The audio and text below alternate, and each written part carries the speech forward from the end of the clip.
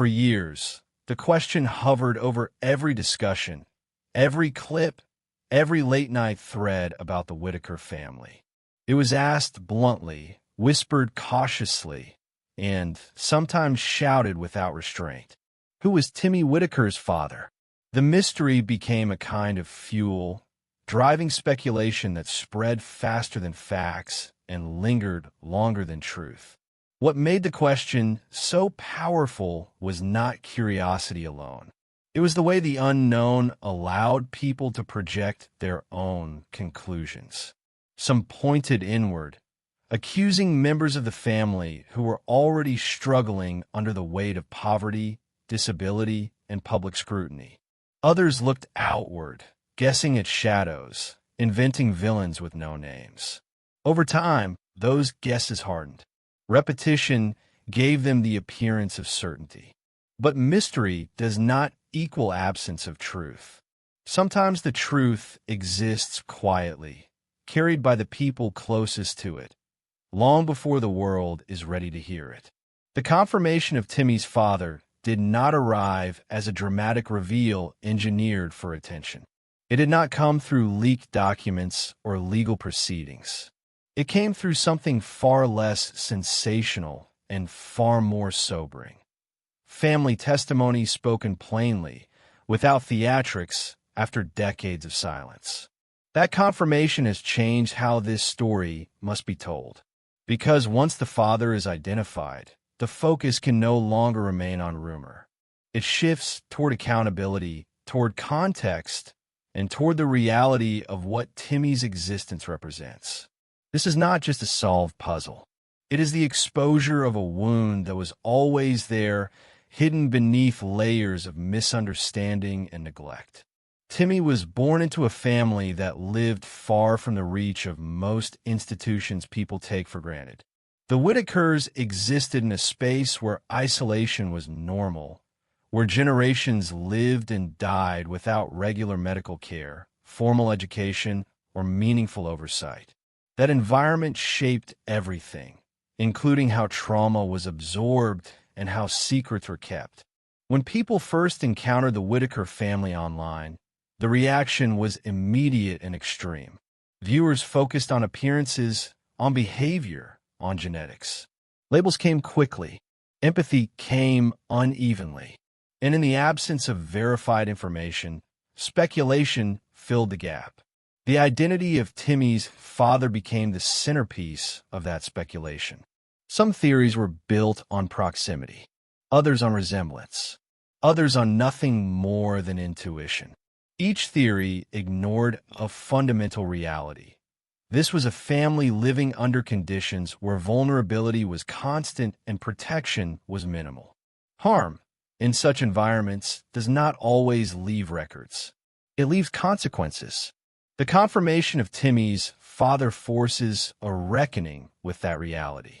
It establishes that the mystery was never evidence of something unspeakable happening within the family itself. Instead, it points to something equally disturbing but often overlooked: the exploitation of a vulnerable woman in a place where reporting was unlikely and accountability was rare. This matters because for years, the absence of a named father allowed blame to drift toward those who were visible. Family members who appeared on camera became targets simply because they were present. They were scrutinized, accused, and judged by strangers who had no access to the full story. Now, with confirmation, that narrative collapses. Timmy's father was not a secret hidden in plain sight within the household. He was a man outside the immediate family, someone whose actions left a permanent mark and then faded into obscurity long before the Whittakers became known to the world. This reframes everything. It reframes how Timmy's disabilities are discussed. It reframes how the family's dynamics are interpreted. And it reframes the moral responsibility of those who consumed the story without questioning the cost of speculation. The confirmation also brings Lorraine Whittaker into sharper focus. For much of the public conversation, she existed as a background figure, rarely centered despite being central to the story. Her limited speech and cognitive impairments made her easy to overlook and easy to misunderstand. But her experience is not secondary. It is foundational. Timmy's birth was not simply the result of isolation or genetics. It was the result of violence inflicted on someone who lacked the power, resources, and voice to seek justice. That truth transforms the story from one of curiosity to one of consequence. It also exposes how easily vulnerable people can be erased when they do not fit the narratives people expect. Lorraine did not tell her story in the way audiences are accustomed to hearing trauma described. There were no prepared statements, no structured explanations. There is only the reality of a life lived under constraints most viewers cannot imagine. And yet, that reality existed long before cameras arrived. By the time the Whittaker family became known online, the most critical events in their history had already passed. The harm had already been done. The systems that might have intervened earlier had not reached them. What the internet encountered was not the beginning of a tragedy, but the aftermath. The confirmation of Timmy's father underscores that point. It shows that the most important answers were never going to be found in comment sections or frame-by-frame analyses. They were held by the people who lived the story, who carried it quietly while the rest of the world looked elsewhere. This is why the moment matters now. Not because it satisfies curiosity, but because it demands responsibility. It demands that viewers reconsider how they engage with stories involving vulnerable people. It demands reflection on how easily speculation turns into accusation when facts are absent and patience is thin. Timmy is not a mystery to be solved. He is a person whose life began under circumstances he did not choose and could not control. His story deserves accuracy, not amplification of harm. As the news spreads that his father has been confirmed, there will be renewed attention. There will be reactions ranging from relief to anger to disbelief. But the most important response is restraint. Restraint in repeating rumors that have already been disproven. Restraint in assigning blame where it does not belong. Restraint in treating human lives as puzzles for entertainment. Because the confirmation closes one chapter but opens another. It shifts the story away from endless guessing and toward understanding how such a tragedy could unfold unnoticed for so long. This is not the end of the Whittaker story. It is the point where it must be told differently. What follows is not about shock value.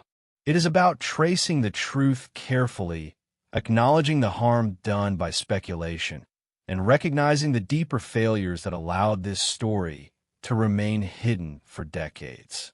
The mystery is over. The responsibility is not. Once the question of Timmy Whittaker's father is no longer a guessing game, the story takes a turn that many people weren't prepared for. The energy shifts from speculation to consequence.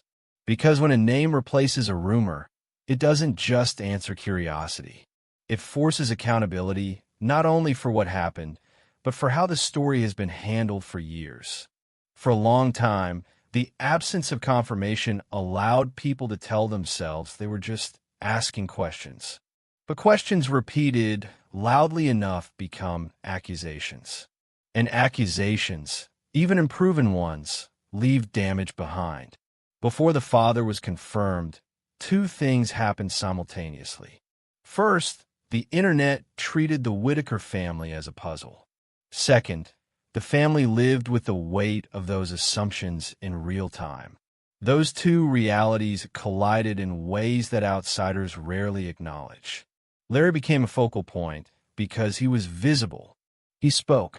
He stood on the porch. He interacted with the camera. That visibility made him an easy target. People took his presence and transformed it into suspicion.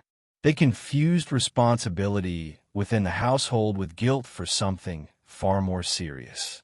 Over time, those suspicions hardened into something uglier. But visibility is not evidence. The The same happened with Kenny. Facial features were compared. Screenshots were frozen. A resemblance was treated like a confession. Entire theories were built on the idea that he looks like him, as if genetics in an already complex family tree could be reduced to a glance. What those theories ignored was the broader reality of the environment Timmy was born into. The Whittakers lived in extreme isolation. Generations had limited access to healthcare, education, or outside support. Developmental disabilities were not addressed. They were absorbed into daily life. Privacy barely existed. Vulnerability was constant. In environments like that, harm doesn't always look dramatic. It looks quiet. It looks unreported. It looks like something people don't talk about because talking doesn't lead anywhere. The confirmation of Timmy's father reframes the entire timeline. It establishes that the harm did not originate from within the immediate household, but from outside it. That matters because it reveals how easily outsiders can cause irreversible damage and disappear without consequence, especially when the victim lacks the power to be heard. Lorraine Whittaker did not have the tools most people rely on to protect themselves. She lived with cognitive limitations. She relied on routine and familiarity. She depended on those around her to help her navigate the world. That combination made her extraordinarily vulnerable. And vulnerability, when paired with isolation, is dangerous. The man identified as Timmy's father was not someone the internet could analyze through video clips. He was not someone whose behavior could be scrutinized after the fact. He lived his life largely unnoticed, in the same geographic pocket, long before cameras ever arrived. By the time the world became interested in the Whittakers, he was already gone. That absence created space for misdirected blame. People often ask why no report was made, why no intervention happened, why no one stepped in. Those questions assume a system that was accessible and responsive. But Lorraine's reality existed outside those assumptions. Reporting requires awareness. Intervention requires access. Justice requires someone to listen. None of those were guaranteed where she lived. The confirmation forces us to confront an uncomfortable truth. The mystery was not unsolved because the truth was hidden. It was unsolved because the people involved were invisible. When Timmy was born, the focus was not on investigating circumstances. It was on survival, on feeding another mouth, on managing daily life with limited resources. Trauma did not pause life. It became part of it. This is where the story becomes harder to consume, because it asks viewers to move beyond outrage and into reflection. It asks whether the fascination with the Whittakers ever translated into understanding their reality. For years, people dissected their lives without acknowledging the structural failures that shaped them. Poverty was treated as a backdrop instead of a driving force. Disability was treated as spectacle instead of vulnerability. Isolation was treated as curiosity instead of danger. The confirmation of Timmy's father exposes those blind spots. It also challenges the idea that the internet is good at uncovering truth. In this case, the loudest voices were not the most accurate. The most repeated theories were not the most informed. And the people most confident in their conclusions were often the farthest from the truth. The truth, when it finally emerged, was quieter. It came from within the family. It came without drama. It came without the urgency of virality. And because of that, it was easy to overlook until it could no longer be ignored. Now that it is out in the open, the question becomes, what do people do with it? One option is to treat it as closure, to say the mystery is solved and move on. But that approach risks repeating the same pattern of neglect that allowed the story to remain hidden in the first place. Another option is to use the confirmation as a moment of accountability, not just for the individual responsible for the harm, but for the systems and attitudes that failed to protect Lorraine and Timmy. Accountability means acknowledging that speculation caused harm, that real people lived under suspicion without evidence, that narratives built for engagement often ignore the human cost. It also means recognizing that confirmation does not erase trauma. It does not undo what happened. It does not restore what was lost. It simply clarifies where the harm came from. Timmy's life has been shaped by forces he never chose. His disabilities, his upbringing, his sudden exposure to the world. None of these were decisions he made. The same is true for Lorraine. Their stories intersect, but they are not interchangeable. Too often, Lorraine has been treated as a footnote. The confirmation of Timmy's father should change that. It centers her experience in a way that can no longer be ignored. It forces people to acknowledge that Timmy's existence began with violence, not mystery. And that acknowledgement carries responsibility. Responsibility to speak carefully.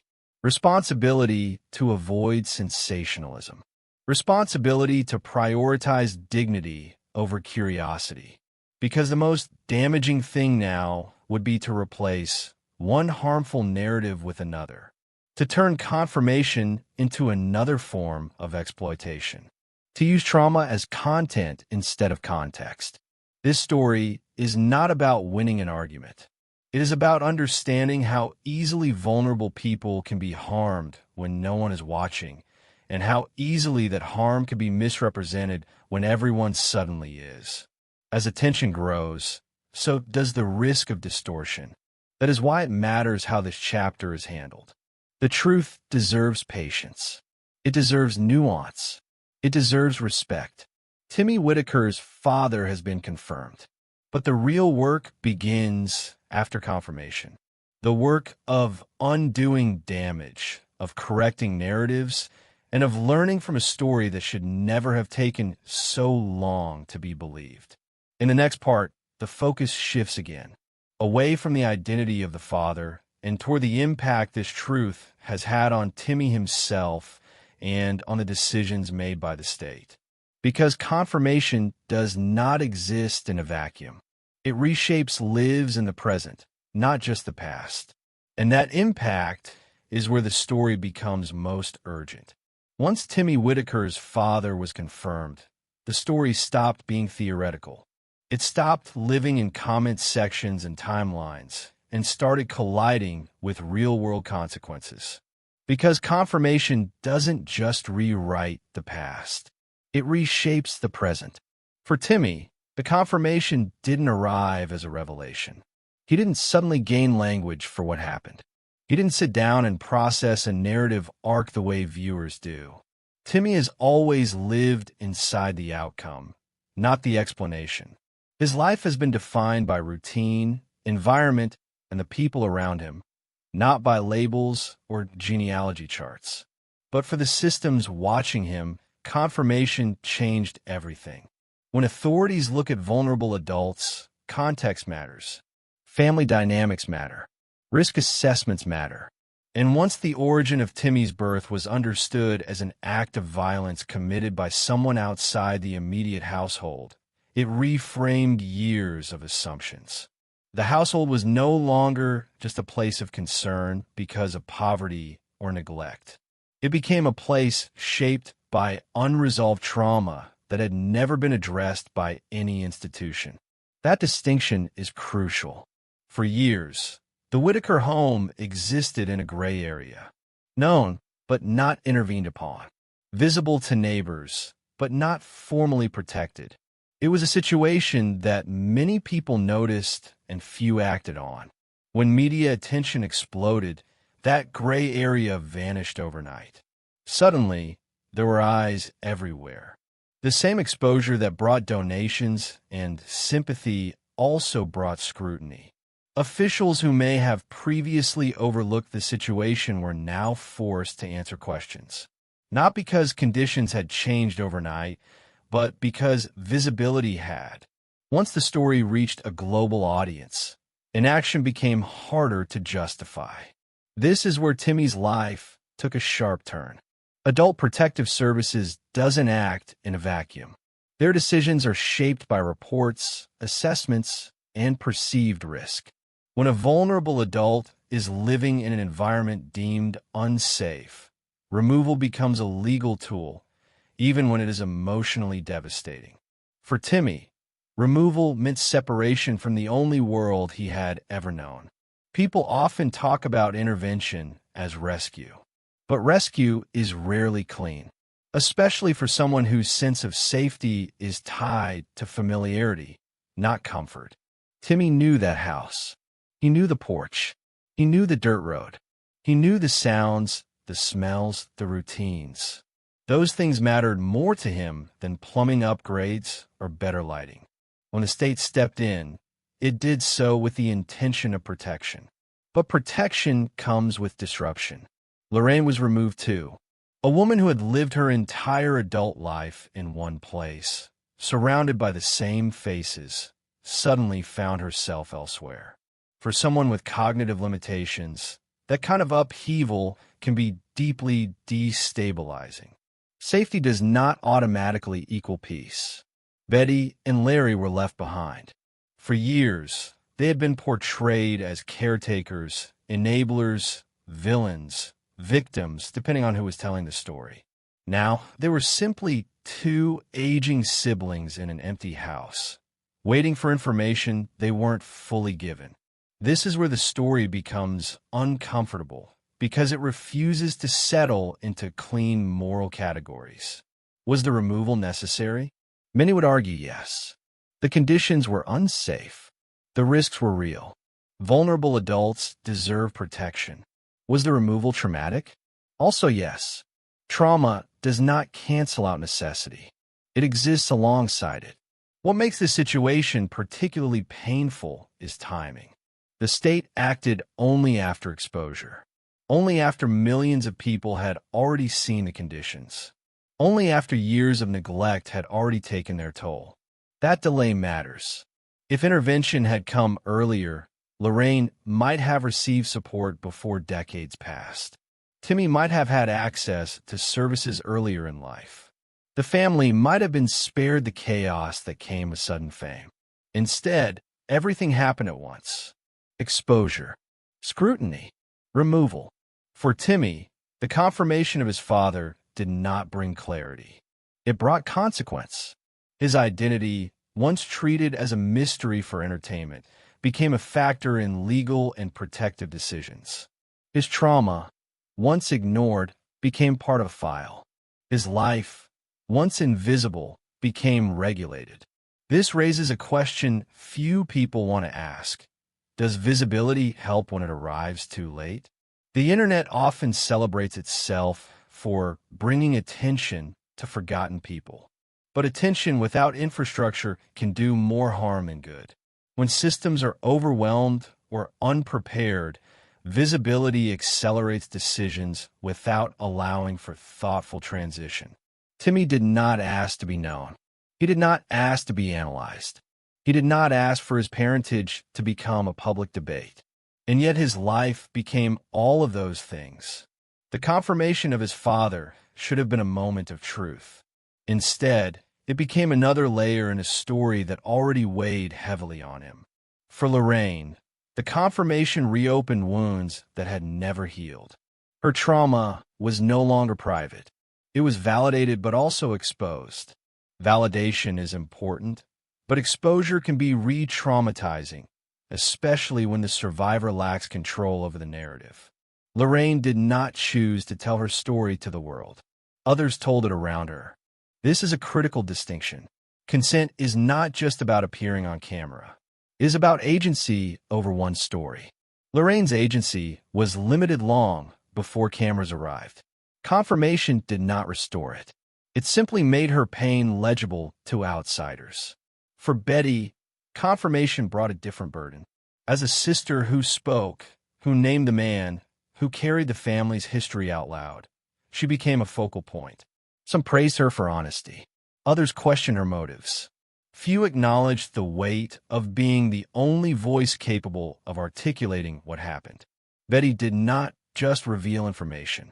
She carried decades of silence into public view. And Larry, long accused without evidence, was left to live with the aftermath of rumors that never fully disappear. Even when cleared by truth, suspicion lingers. The internet rarely corrects itself with the same intensity it accuses. This is why confirmation matters beyond curiosity. It forces a reckoning with how narratives are built and who pays the price for them. Timmy's situation now exists within systems that prioritize safety but struggle with nuance. He is protected but separated. He is cared for but displaced. He is safer but not necessarily happier. And that contradiction is hard for people to accept. Many want a clear ending, a rescue arc, a moment where everything becomes better. Real life rarely offers that, especially not for people whose lives have been shaped by neglect long before help arrived. The confirmation of Timmy's father also challenges a deeper assumption, that knowing the truth automatically leads to justice. In this case, justice is complicated. The man responsible is no longer alive. There will be no trial, no sentence, no public accountability. The truth exists, but consequences are limited to those still living. That reality can feel unsatisfying, even unfair, but it reflects a broader pattern in cases involving vulnerable victims. Harm often goes unpunished when victims lack power. What remains is responsibility. Responsibility to care for those affected.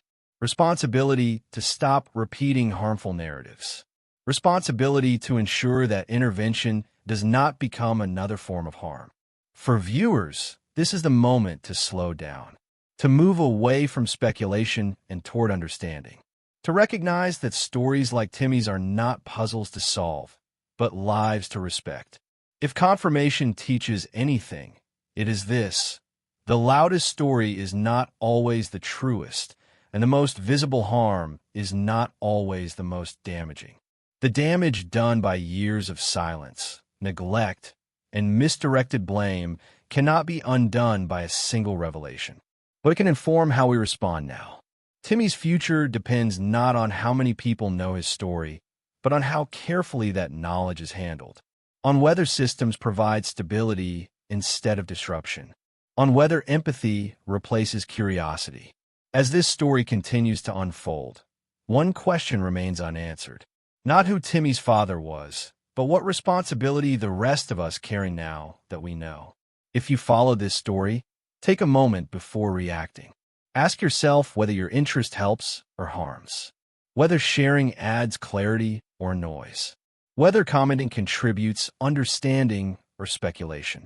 And if you have informed thoughts, verified information, or a perspective grounded in care rather than curiosity, share it respectfully below.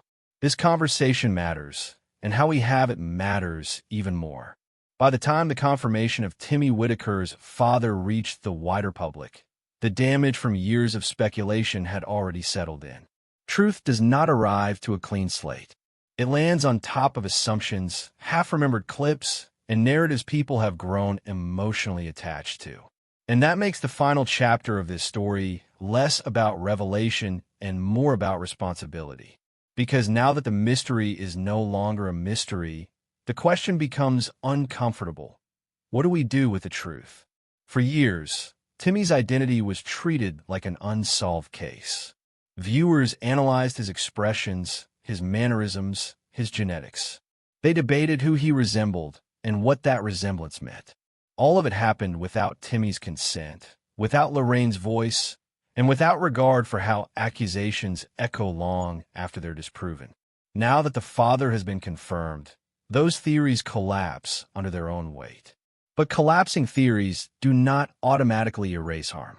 The accusations aimed at Larry, Kenny, and others do not simply disappear because a different name has been spoken. Those men lived under suspicion generated by strangers, not evidence. That matters. It matters because this story is not just about who caused harm, but about how easily harm is reassigned when people are poor, disabled, and visible. The confirmation forces a shift away from sensationalism and toward systemic failure. Lorraine's story did not unfold the way it did because of one bad decision or one isolated incident. It unfolded because she lived in a place where protection was absent, where vulnerability was normalized, and where reporting a crime was neither safe nor realistic. This is the part of the story that rarely holds attention.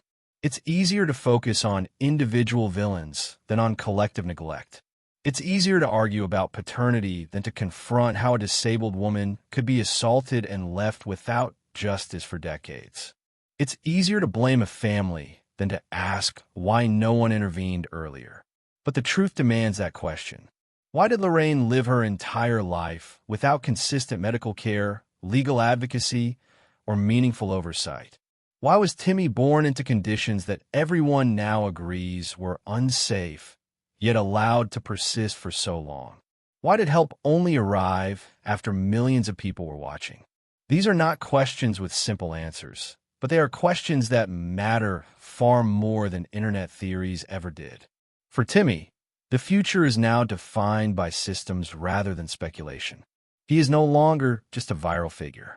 He is a protected adult with needs that require structure, care, and stability. That stability will not come from attention. It will come from consistency. For Lorraine, the story remains unfinished in a different way.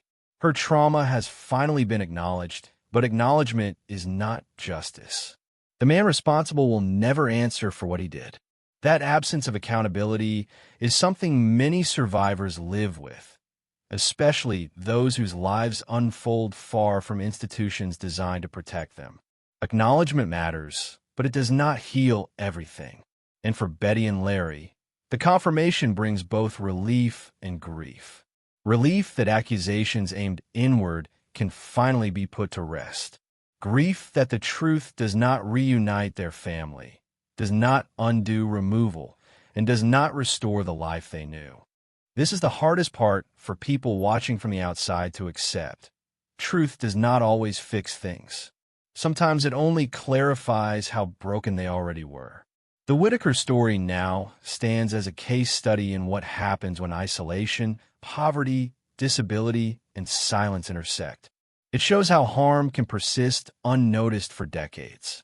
It shows how visibility can arrive too late to prevent trauma, but early enough to reshape lives permanently.